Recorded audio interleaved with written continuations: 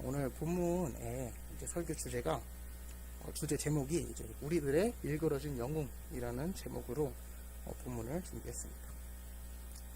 그래서 우리가 역사를 살펴보면 굉장히 이제 우리 사이에 위대한 일들 행한 인물이 다수 등장하는 것을 알 수 있습니다. 우리 역사를 통해서 뭔가 하나씩 큰 일이 하나씩 진행될 때 그 가운데는 꼭 어떤 한 사람이 서서 대표가 되고 그 사람을 우리는 굉장한 지도자나 혹은 영웅으로 얘기하긴 합니다. 그리고 오늘 우리는 그들을 통틀어서 위인이라고 부릅니다. 그리고 그들을 부르는 말로 시대의 영웅이라는 표현을 사용하기도 합니다.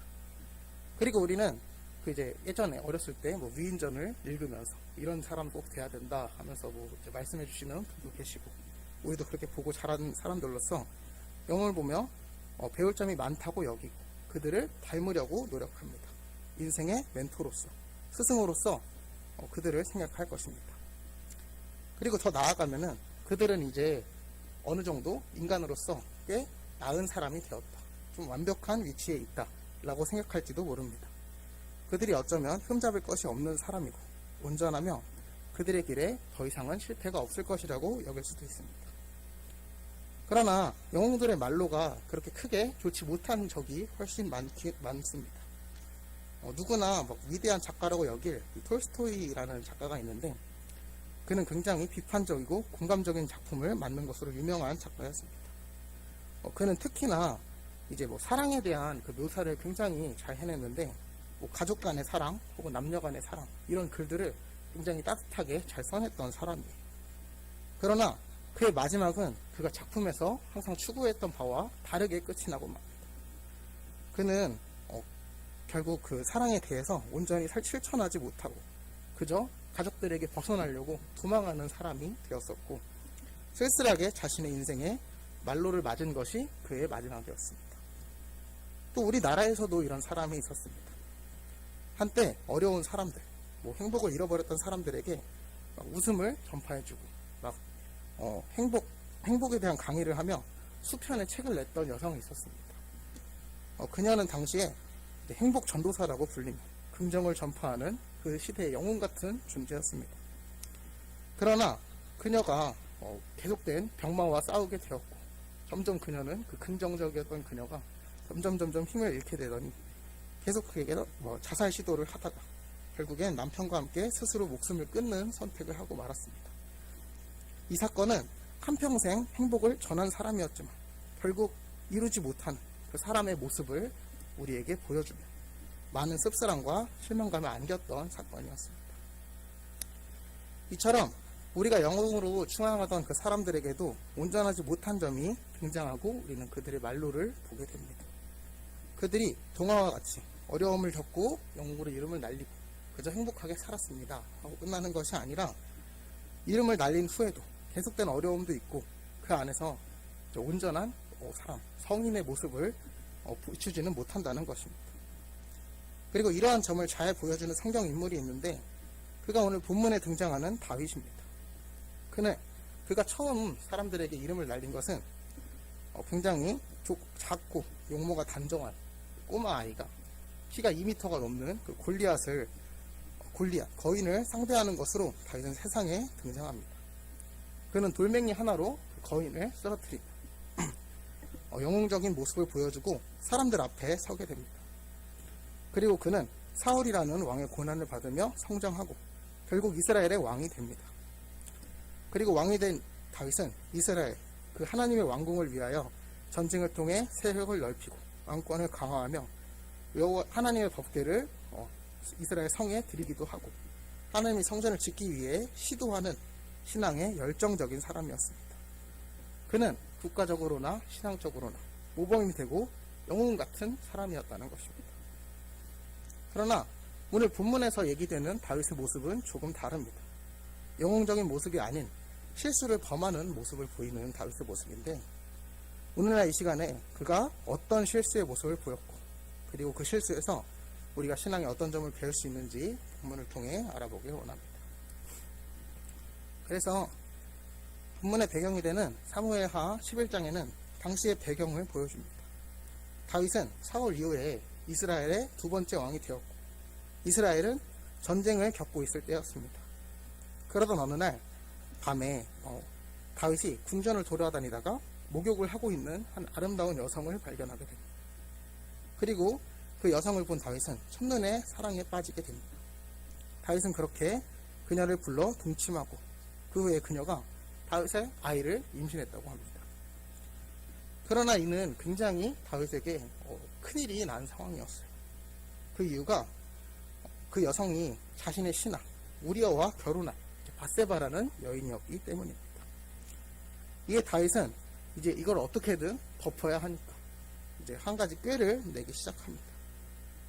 전쟁 중이었던 이스라엘 국가에서 우리아를 이제 선봉에 장군으로 내보내고 이제 자기 부하들이 몰래 이렇게 싹 빠지게 해가지고 우리아를 죽음에 내몬 것입니다.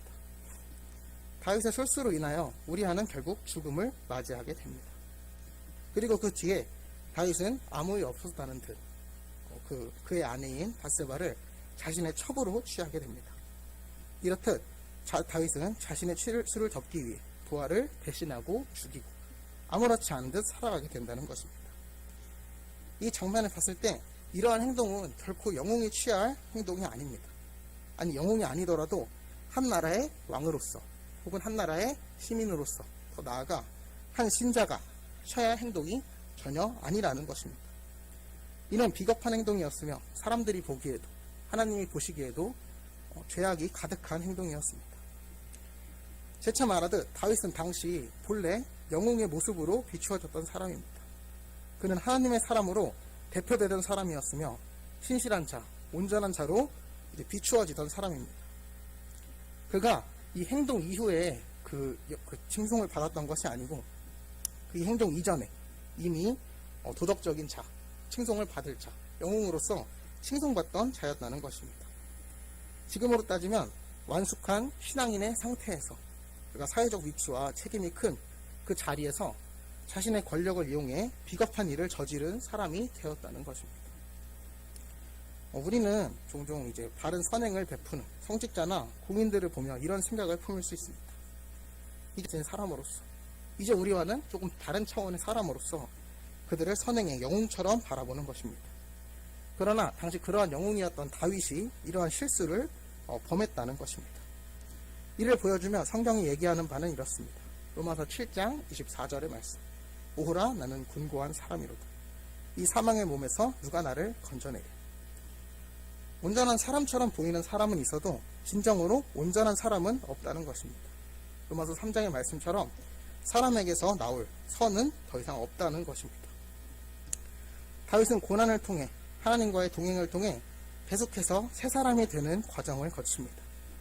그러나 그런 그가 자기 욕심에 빠져 자기의 판단대로 행동하고 움직이자 그에게 다시 죄가 임한다는 것입니다.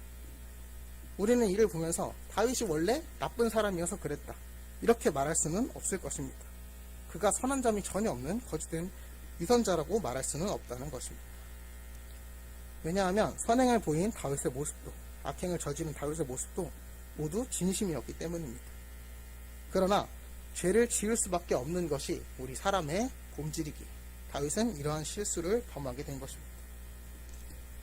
우리는 교회에 다니면서 이러한 착각에 빠질 수도 있습니다. 우리가 교회를 다니며 선행을 통하여 훈련을 통하여 혹은 하나님을 통하여 우리 자체가 선한 사람이 된다는 것입니다. 혹은 이를 목표로 교회에 출석하는 자들도 있을지도 모릅니다. 그러나 기독교에서 얻을 수 있는 것은 우리가 선해지는 것, 착해지는 것 이러한 부가적인 것들이 아니라 우리가 얻을 수 있는 참된 진리는 오직 예수 그리스도라는 사실입니다. 하나님이 주시는 성령 외에는 얻을 것이 없다는 것입니다. 물론 이것이 그냥 결과로만 봤을 때 참된 신앙 안에 있어서 착한 사람, 선한 사람으로 성령의 힘을 힘입어 우리는 살아가게 될 것입니다. 그리스도의 모습은 선이며 그것이 우리의 삶이 되어야 하고 이를 배제하고 살아가는 것이 올바른 신앙인 성령을 받은 이의 모습은 아닐 것입니다. 그러나 기독교가 중점적으로 의미하는 바는 그리고 예수님이 우리에게 이루려고 하시는 것은 우리를 그저 선한 사람으로 만드는 것이 아니고 선한 사람으로 사는 그 방법에 있어서 그저 오직 그리스도를 붙잡는 사람으로 만든다는 것입니다. 그렇게 우리는 이제 신앙에 더 다다를수록 우리를 이제는 선해졌다, 이제는 온전해졌다. 이렇게 여기는 것이 아니라 나는 아직도 곤고한 자다. 나는 아직도 빈곤한 사람이다. 아직도 고난받을 사람이다. 이렇게 생각하며 커 나가는 것이 우리의 올바른 성장이 되었다는 것입니다. 이렇기 때문에 우리가 곤고한 우리이기 때문에 우리는 더욱 하나님을 필요로 하고 하나님 없이는 살 수 없는 사람이 되었습니다. 하고 고백하는 것이 우리의 진정한 성장을 이루는 길이라는 것입니다. 우리가 여기서 사무엘 하에 등장하는 다윗을 보기 원합니다. 우리 앞서 배경으로 봤던 11장 1절로 2절 우리 함께 보길 원합니다. 사무엘 하 11장 1절로 2절까지의 말씀. 다 찾으셨으면 우리 한 목소리로 읽겠습니다. 시작. 그 해가 돌아와 왕들이 출전할 때가 되매 다윗이 요압과 그에게 있는 그의 부하들의 온 군대를 보내니 그들이 암몬 자손을 멸하고 라빠를 에워쌌고 다윗은 예루살렘에 그대로 있더라. 저녁 때 다윗이 그의 침상에서 일어나 왕궁 옥상에서 거닐다가 그곳에서 보니 한 여인이 목욕을 하는데 심히 아름다워 보이는지라. 아멘. 여기까지만 읽겠습니다. 그가 무엇을 하다가 이 범죄의 마음, 밧세바를 보고 범죄의 마음이 들었습니까? 그는 이제 전쟁에도 나서지 않고 또 2절을 자세히 보면 저녁 때에 다윗이 그의 침상에서 일어나. 그러니까 저녁까지 뭐 근심을 하고 있었을 수도 있고 혹은 그냥 뭐 전쟁의 피로함에 자고 있었을 수도 있어요. 그러니까 그는 이제 늦게까지 자다가 나와서 그녀를 보게 된 것입니다. 그리고 그는 마음에 범죄의 마음을 품었고 실천한 것입니다. 그가 그저 이제는 만약 전쟁 중에 혼자만 이렇게 밖에 나와서 누워있으면 기분이 어떨 것 같아요? 막 싱숭생숭하고 뭐 그냥 마음이 붕 떠있다고 이런 표현할 것 같아요. 그가 그런 상황에서 범죄를 저지르게 됐다는 것입니다. 만약 그가 하나님께 진정으로 기도하고 있었거나 예배하고 있었거나 그렇다면 그는 그 여인을 보았을 때 눈을 피하거나 자리를 떴을 것입니다. 범죄를 피할 수 있었을 것이란 말입니다. 그러나 그저 그의 마음이 하나님에게서 떠나 있었기에 그가 범죄에 다가가게 된 것입니다. 우리는 이를 기억하며 우리가 이쯤 되면 온전하지, 이쯤 되면 우리가 신앙에 어느 정도의 착한 선한 사람이지 라고 생각하고 사는 것이 아니라 그리스도에게만 붙어 있어야 우리가 범죄를 피할 수 있다는 사실을 기억해야 할 것입니다. 우리는 어쩌면 우리의 교양을 태우기 위해, 우리의 선함을 더 온전하게 하기 위해서, 더 나은 사람이 되기 위해 교회에 출석한다고 오해할지 모릅니다. 그러나 우리가 진정으로 구해야 할 것은 온전한 자신을 이루는 것이 아니라 그저 온전한 그 그리스도를 붙잡는 것에 있음을 기억해야 할 것입니다. 우리가 스스로 잘남을 향해 나아가는 것이 아니라 그리스도를 비추는 거울로서 우리가 노력하고 우리의 곤고함을 인정하고 후에 생명이 끝날 때까지 겸손하며 그리스도를 붙잡기에 노력하는 우리 모두가 되어야 할 것입니다. 우리가 이런 올바른 신앙인이 되길 예수님의 이름으로 소원합니다. 그리고 이제 우리가 읽은 12장 본문은 선지자 나단과 다윗의 대화입니다. 나단은 다윗이 하나님 앞에 죄를 지은 것을 알게 되었어요. 그리고 이에 합당한 벌을 받을 것이라고 다윗에게 전하고 있는 장면입니다. 다윗의 행동을 보면 당연하게 죄를 지은 것 같은 장면입니다. 유부녀와 간통하고 그리고 부하를 죽인 그의 행동은 당연히 처벌받아야 할 행동이며 이는 당연한 처사 같습니다. 그러나 이 다윗이 그저 나라를 지키기 위해 그랬다. 내가 지금 여기서 무너지면 어찌 되겠느냐. 그러면은 우리 이스라엘의 신앙도 무너지고 국가도 무너지고 이 칭송하는 권력을 잃을 수도 있다. 이렇게 변명할 수도 있을 것 같아요. 이렇게 된다면 우리가 무엇이 옳은 일인지 무엇이 진정한 선인지 헷갈릴 수도 있을 것입니다. 그래서 이에 대해 우리는 무엇에 기준하여 죄를 구분할 수 있느냐 이런 질문을 우리 스스로에게 던질 수 있을 것입니다. 우리는 살면서 알게 모르게 죄를 짓습니다. 그러나 우리가 이를 죄로 알 수 있는 경우는 이를 죄로 여기는가 여기지 않는가 하는 어떤 기준이 있어야 가능할 것입니다. 그러나 우리는 그 기준에 대해서 잘 알지 못합니다. 세상에 죄를 짓고 싶어서 짓는 사람은 거의 없고 그저 죄에 대한 무지와 어떠한 것이 선이고 어떠한 것이 악이 될 것인지 구분하지 못하기에 갈등과 죄가 생기는 것이기에 우리는 무엇을 하나로 얘기하기는 힘들 것입니다. 이러한 사례가 이제 성경에서 찾을 수 있는데 이것을 모르고 죄를 지은 자로서 대표되는 자가 이제 로마서를 집필한 바울의 모습입니다. 그는 예수님을 만나기 전에 어떤 사람이었습니까? 그는 그리스도를 박해하던 사람이었습니다. 그는 예수님을 믿는다고 한 자들을 죽이고 고문하던 바리새인입니다. 그리스도인들에게는 막 치를 떨게 만들었던 사람입니다. 그런데 그저 그냥 옛날에 나빴던 애가 후에 착해졌다, 이렇게 그저 받아들이는 것이 아니라 그가 왜 이 일을 행했는가를 우리는 생각해 보아야 합니다. 바울이 그 핍박과 그 이스라엘에 대한 박해, 그리스도인에 대한 박해를 이뤄낸 까닭을 우리를 생각해 봐야 한다는 것입니다. 이는 그가 놀랍게도 바울의 그 핍박은 하나님을 사랑해서 한 일이라는 것, 우리는 이를 기억해야 합니다. 바울은 당시에 그 예수 믿는 자들을 핍박하는 것, 그것을 하나님의 일이라고 여겼고 굳게 믿었기에 그는 죄책감 없이 그 일을 행했던 것입니다. 그는 당시에 바리새인으로서 많은 깨달음을 얻었고 본인을 온전한 자로 생각했습니다. 그리고 그리스도를 믿는 자들을 이단으로 여겼고 그들을 잡는 것을, 그들을 죽이는 것을 정의의 행동이라고 생각했다는 것입니다. 그의 그 이전에 했던 행동이 모두 신앙에 대한 열심에서 비롯된 것이며 하나님에 대한 사랑의 행동이었습니다. 그러나 그는 그저 무지하여 범법을 계속 저질렀다는 것입니다. 하나님이 거부하시는 행동을 자신은 하나님을 위한 행동으로 했다는 것입니다.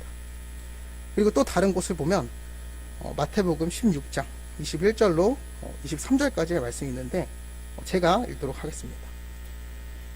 이때로부터 예수 그리스도께서 자기가 예루살렘에 올라가 장로들과 대제사장들과 서기관들에게 많은 고난을 받고 죽임을 당하고 제3일에 다시 살아나야 할 것을 제자들에게 비로소 나타내시니 베드로가 예수를 붙들고 항변하여 이르되 주여 그리 마옵소서, 이 일이 결코 주께 미치지 아니하시리라.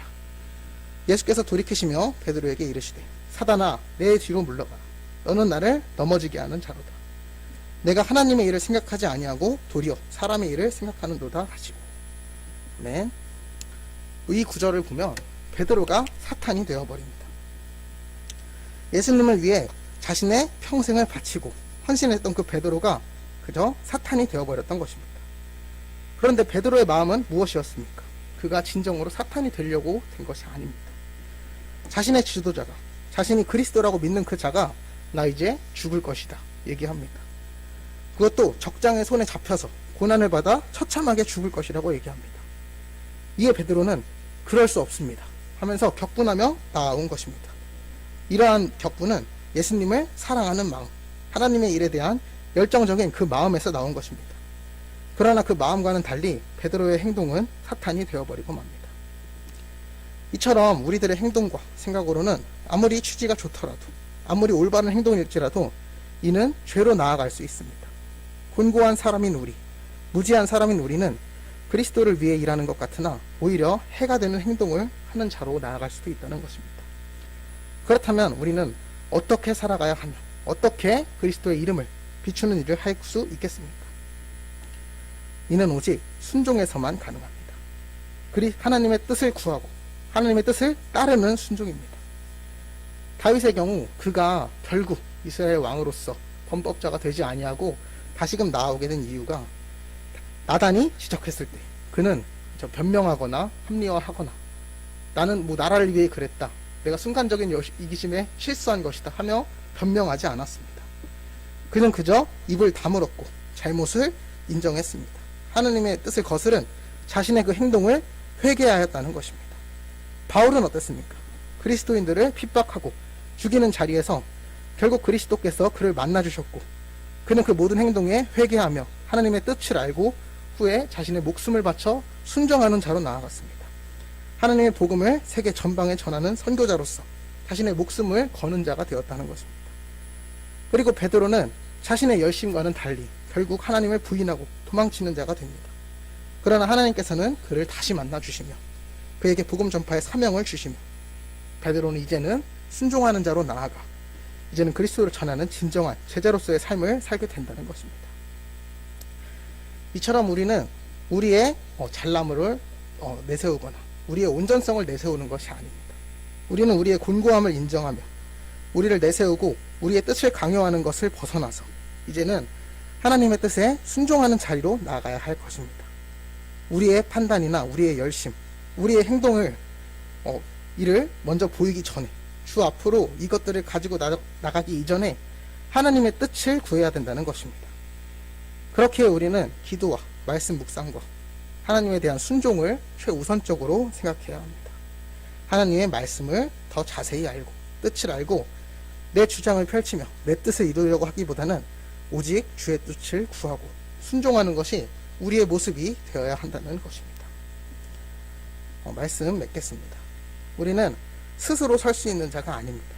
우리가 아무리 선해 보여도 아무리 합리적이어도 아무리 열심을 다해도 주 안에 있지 아니하면 결국 죄밖에 우리에게 나올 것이 없는 사람들입니다.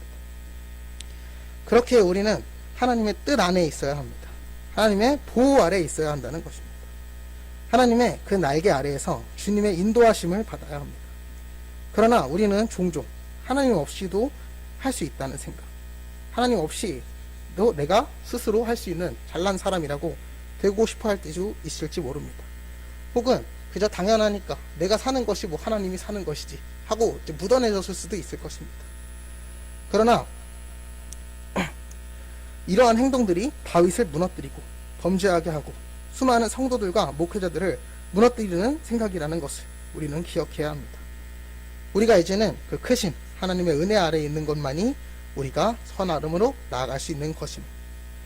우리가 그 하나님의 사랑 안에서 순종하는 것이 우리가 할 수 있는 가장 위대한 이름을 깨닫고 우리가 그 안에서 주께서 주신 진정한 사랑과 평안과 행복을 함께 누리는 우리 모든 성일교회 성도님들이 되시기를 예수님의 이름으로 축원합니다.